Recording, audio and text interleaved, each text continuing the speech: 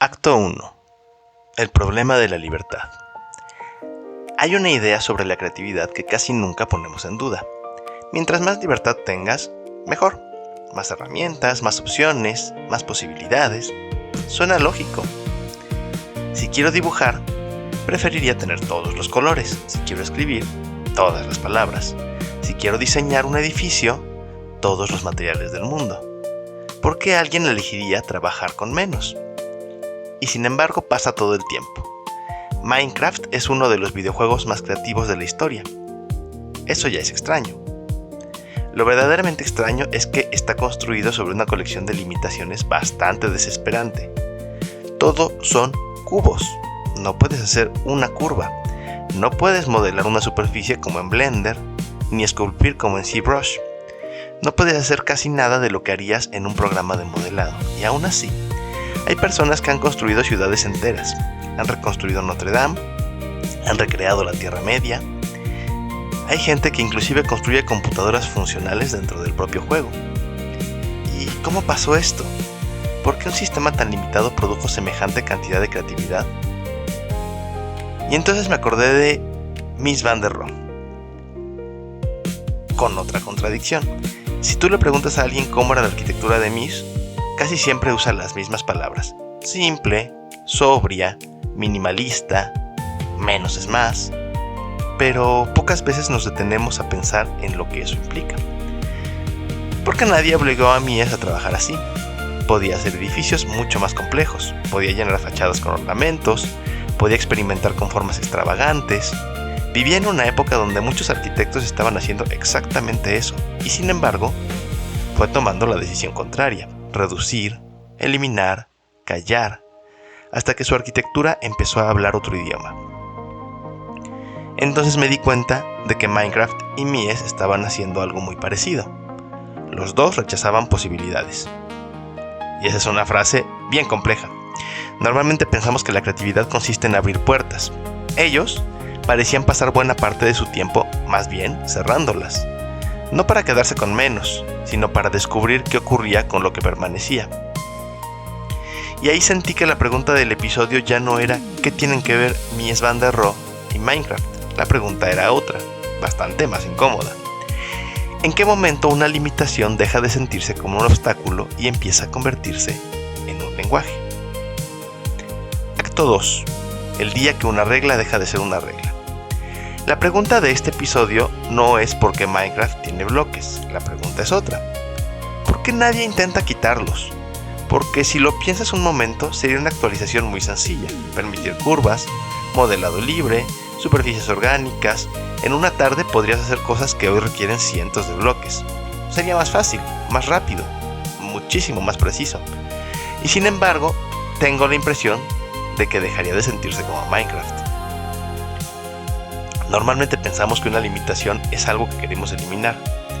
Y aquí ocurre exactamente lo contrario. La limitación es parte de la identidad del juego. Entonces, el bloque deja de ser una limitación y se convierte en una regla. Y entonces ocurre algo todavía más raro. Dejas de sentirlo como una regla. Lo empiezas a sentir como un idioma. Nadie abre Minecraft pensando: ¡qué horror! Otra vez voy a construir con cubos. Después de unos minutos ni siquiera ves los cubos. Empiezas a pensar en cubos. Y es lo mismo que pasa con Mies. Muchísima gente interpreta el less is more como una postura estética, como si Mies hubiera dicho: me gustan las cosas simples. Y yo no lo leo así. Yo creo que estaba haciendo algo mucho más radical. Estaba reduciendo deliberadamente el número de decisiones. Cada material que desaparece es una decisión menos. Cada línea que eliminas es una distracción menos. Cada gesto innecesario que desaparece hace que todo lo demás se vuelva más evidente. No estaba empobreciendo la arquitectura, estaba limpiando el lenguaje. Hay una escena que se repite todos los semestres en mis clases. Tarde o temprano aparece el pabellón de Barcelona. En representación lo usamos para aprender a leer plantas, en geometría vuelve a salir, cuando hablamos del estilo internacional, ahí está otra vez, cuando hablamos de modulación, otra vez el pabellón de Barcelona. Después de algunas semanas siempre aparece el mismo comentario: profe, ya entendimos, el pabellón de Barcelona es su edificio favorito. y siempre tengo que decepcionarlos. No lo es, ni de cerca. Me parece un edificio extraordinario, pero está lejos de ser el edificio que más admiro. Entonces, ¿por qué regreso a él una y otra vez? Porque enseña increíblemente bien. No porque sea el edificio perfecto, sino porque sus reglas son tan claras que un estudiante alcanza a ver la estructura detrás de la arquitectura. Hay edificios mucho más espectaculares, mucho más complejos, mucho más difíciles, pero precisamente por eso enseñan peor.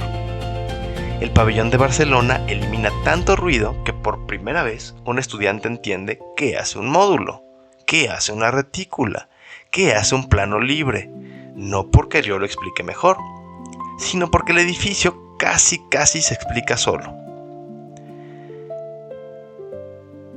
Y un día entendí que llevaba años diciendo algo equivocado. Yo decía que utilizaba mucho el pabellón de Barcelona porque era un gran edificio. No, lo utilizo porque es un gran lenguaje. Y un buen lenguaje tiene una propiedad muy curiosa. Al principio, parece limitarte. Cuando aprendes un idioma nuevo, las reglas gramaticales desesperan. Cuando aprendes música, las escalas parecen una prisión. Cuando empiezas a jugar ajedrez, sientes que las piezas se mueven de maneras absurdamente caprichosas. Pero pasa algo. Llega un momento en que dejas de pensar en las reglas, empiezas a pensar con ellas. Y ese momento cambia todo. Porque la regla deja de ser una barrera, se convierte en una herramienta. Ya no estorba, te permite construir cosas que antes ni siquiera podías imaginar. Creo que ahí está la conexión entre Mies y Minecraft. No comparten materiales, tampoco comparten una época, ni siquiera comparten una disciplina. Comparten algo mucho más profundo. Los dos entendieron que la creatividad no empieza cuando desaparecen las reglas. Empieza cuando las reglas dejan de sentirse como un obstáculo y se convierten en el idioma con el que piensas. Acto 3. El mito de la hoja en blanco. Hay una imagen de la creatividad que nos encanta. Una persona frente a una hoja en blanco. Libertad absoluta. Puede hacer cualquier cosa. Siempre nos la vendieron como el momento ideal para crear. Yo creo exactamente lo contrario. La hoja en blanco da miedo, porque una hoja completamente vacía no contiene ninguna decisión. Todo está por hacerse, y cuando todo es posible, también es posible equivocarse de 1000 maneras distintas. Por eso, cuando les dejo un proyecto completamente libre a mis alumnos, pasa algo curioso. Muchos se paralizan, no porque les falten ideas, porque les sobran posibilidades. Y entonces hago algo que visto desde fuera parece contradictorio. Empiezo a poner restricciones. El proyecto tiene que resolverse con un solo material, o dentro de una retícula, o con una modulación específica, o en un terreno muy pequeño, o para un artista específico, y casi siempre ocurre lo mismo, empiezan a aparecer mejores propuestas, no peores. ¿Por qué una restricción mejora un proyecto? Minecraft responde esa pregunta de una forma muy elegante. Nadie entra al juego pensando que puede construir cualquier cosa. Muy pronto entiende cuáles son las reglas y deja de pelearse con ellas. En ese momento ocurre algo. La energía deja de gastarse en preguntarse qué se puede hacer. Empieza a invertirse en descubrir cómo lo hago. Es un cambio pequeño, pero cambia por completo la manera de pensar. Construir una catedral en Minecraft deja de ser un problema de libertad y se convierte en un problema de ingenio. No puedes hacer una bóveda curva. Perfecto. ¿Cómo consigues que parezca curva utilizando solamente bloques? La pregunta ya no es ¿qué me deja hacer el juego?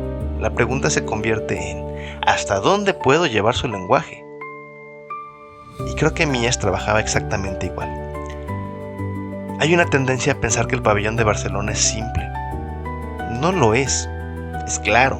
Son cosas distintas. La claridad exige muchísimo trabajo, porque cada decisión que permanece tiene que justificar su existencia. Cuando eliminas el ruido, los errores ya no tienen dónde esconderse. En un edificio lleno de gestos, un gesto más pasa desapercibido. En un edificio donde casi todo fue eliminado, cualquier decisión pesa muchísimo. Eso obliga a pensar distinto. No puedes distraer, tienes que convencer. y encontré algo que llevaba años viendo sin ponerle nombre. Cuando un estudiante empieza arquitectura, normalmente intenta agregar cosas, más formas, más materiales, más ideas, más referencias, más usos. Con el tiempo ocurre algo curioso. Los mejores proyectos no son los que acumulan decisiones, son los que empiezan a elegir cuáles merecen quedarse. Diseñar también consiste en renunciar, y eso no aplica solo a la arquitectura. Piensa en un escritor. Escribe 100 páginas, después borra 40. Un músico compone una melodía, después elimina notas. Un editor de cine filma durante semanas para terminar usando apenas unos minutos. La creatividad también consiste en decidir qué desaparece. Eso es exactamente lo que hace un lenguaje. No te dice todo lo que puedes decir. Te obliga a elegir qué vale la pena decir. Ahí está la diferencia entre una limitación y un lenguaje.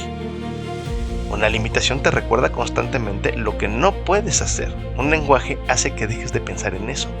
Empiezas a descubrir todo lo que sí puedes construir con las reglas que ya aceptaste. Minecraft deja de ser un juego de bloques. Mies deja de ser un arquitecto minimalista.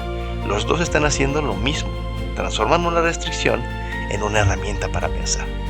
Y una vez que eso ocurre, la creatividad deja de depender de cuántas posibilidades tienes. Empieza a depender de qué tan profundamente entiendes el lenguaje con el que estás jugando. Acto 4. El exceso también limita. Vivimos en una época curiosa. Nunca había sido tan fácil hacer cosas. Puedes modelar prácticamente cualquier forma, renderizar cualquier material, generar imágenes en segundos, escribir con ayuda de inteligencia artificial, componer música, editar video, animar personajes. Si hace 30 años alguien hubiera visto las herramientas que tenemos hoy, probablemente habría pensado que la creatividad iba a explotar. Sin embargo, cada vez escucho más la misma frase. No sé por dónde empezar. Eso me parece revelador. Durante mucho tiempo pensamos que el problema era la falta de herramientas. Ahora tenemos demasiadas y descubrimos que el problema no desapareció, solo cambió de forma. Hay un fenómeno que todos conocemos. Vas a un restaurante, el menú tiene 8 platillos. Decides relativamente rápido. Vas a otro, tienes 120 opciones. Empiezas a leer, regresas a la primera página, comparas, dudas, levantas la vista, vuelves a leer y cuando por fin ordenas, ya ni siquiera sabes si elegiste bien. No era falta de libertad, era exceso. Con la creatividad pasa algo parecido. Cuando todo es posible, también se vuelve mucho más difícil decidir qué merece existir. Por eso Minecraft funciona tan bien. No es porque limite, es porque elimina miles de decisiones que nunca fueron importantes. No tienes que preguntarte qué textura tendrá el concreto, ni cómo resolver una doble curvatura, ni qué espesor va a tener la losa. El juego ya decidió todo eso por ti y de repente tu cabeza queda libre para pensar en otra cosa. En proporción, en escala, en ritmo, en composición, que es exactamente lo que hacía Mies. Mucha gente cree que eliminaba elementos para que los edificios se vieran elegantes. Sin embargo, los eliminaba para que ciertas preguntas dejaran de distraerlo. Cuando todo el mundo está discutiendo el ornamento, él puede concentrarse en el espacio. Cuando todos están mirando la fachada, él está pensando en la secuencia. Cuando todos hablan del edificio, él está diseñando la experiencia de recorrerlo. Reducir opciones no empobrecía su arquitectura, le permitía hacer mejores preguntas. Esa idea también explica algo que ocurre fuera del diseño. Cuando escribimos, cuando damos clases, cuando intentamos resolver un problema, muchas veces creemos que avanzar consiste en agregar información. Más referencias, más imágenes, más ejemplos, más datos. Yo hago exactamente lo contrario, empiezo a quitar. Quito preguntas que no son las importantes, quito referencias que solo estorban, quito ideas que compiten entre sí, no porque me guste trabajar con menos, porque quiero ver mejor. Hay una frase atribuida a Miguel Ángel que siempre me ha parecido bien bonita. Él decía que la escultura ya estaba dentro del bloque de mármol, que él solo retiraba la piedra que sobraba. No sabemos si realmente lo dijo, pero es una imagen bonita, porque describe muy bien lo que siento cuando un proyecto empieza a encontrar su lenguaje. No agregas, descubres que puede desaparecer. Siempre pensé que diseñar consistía en tomar decisiones. Ahora creo que consiste sobre todo en descartar decisiones, en elegir cuáles ya no quieres seguir tomando, porque cada decisión eliminada vuelve mucho más visibles las que permanecen. Eso explica Mies, también explica Minecraft, y explica por qué cuando alguien dice que quiere libertad absoluta para crear, nunca termino de creerle. La libertad absoluta no siempre libera, a veces paraliza. Acto 5. Elegir las reglas. Hay una idea que yo no comparto para nada. Esa de que las personas creativas rompen todas las reglas. Suena muy bien, pero casi nunca ocurre así. Los grandes músicos no empiezan rompiendo la armonía, primero la entienden. Los escritores no inventan un idioma nuevo para escribir una novela. Trabajan dentro de un lenguaje que millones de personas ya conocen. Incluso las obras que parecen más revolucionarias siempre terminan obedeciendo ciertas reglas. Lo interesante es cuáles, porque esa es la parte de la que casi nunca hablamos. No existe crear sin restricciones, lo único que cambia es quién las elige. Minecraft eligió las suyas, Mies eligió las suyas, y nosotros hacemos exactamente lo mismo, aunque casi nunca nos demos cuenta. Cada proyecto empieza mucho antes del primer dibujo, empieza cuando decides qué reglas vas a aceptar, qué materiales, qué presupuesto, qué tiempo, qué historia. ¿Qué quieres que nunca ocurra y también qué sí estás dispuesto a sacrificar? Ahí empieza realmente el proyecto. Cuando aparece el primer límite, no cuando aparece la primera idea.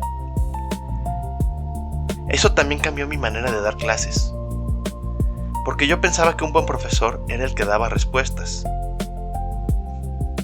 Sin embargo, los mejores profesores que yo recuerdo fueron quienes me pusieron restricciones. No para hacerme la vida más difícil, sino para ayudarme a pensar. Porque cuando todo está permitido, todavía no existe un problema de diseño, existe un problema de decisión, y esas son cosas muy distintas. Por eso ya no veo el pabellón de Barcelona como un edificio, lo veo como un lenguaje. Ya no veo Minecraft como un videojuego, lo veo como otro lenguaje. Los dos hacen exactamente lo mismo. Reducen el universo de posibilidades hasta que la mente deja de pelear con las reglas y empieza a utilizarlas. Creo que esa es una de las lecciones más útiles que me ha dejado el diseño.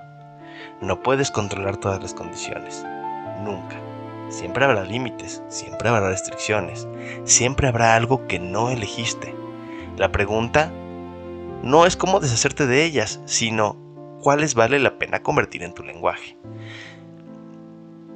Porque hay reglas que te encierran y hay otras que te dan una voz. Las primeras te hacen repetir, las segundas te permiten crear. Y estoy seguro que llevamos décadas entendiendo mal la frase de Mies, less is more. No era una invitación a hacer menos, era una invitación a decidir mejor, a eliminar todo aquello que todavía no pertenecía al lenguaje de la obra.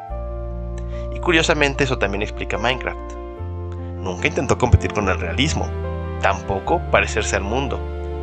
Inventó uno nuevo, con sus propias reglas, su propia lógica, su propia belleza, y millones de personas aceptaron ese juego. No porque fuera más libre, sino porque era un lenguaje extraordinariamente claro. Así que si algún día vuelves a escuchar que la creatividad consiste en pensar fuera de la caja, yo tendría cuidado con esa frase, porque las cajas no siempre son el problema. A veces son exactamente lo que hace posible que aparezca una idea.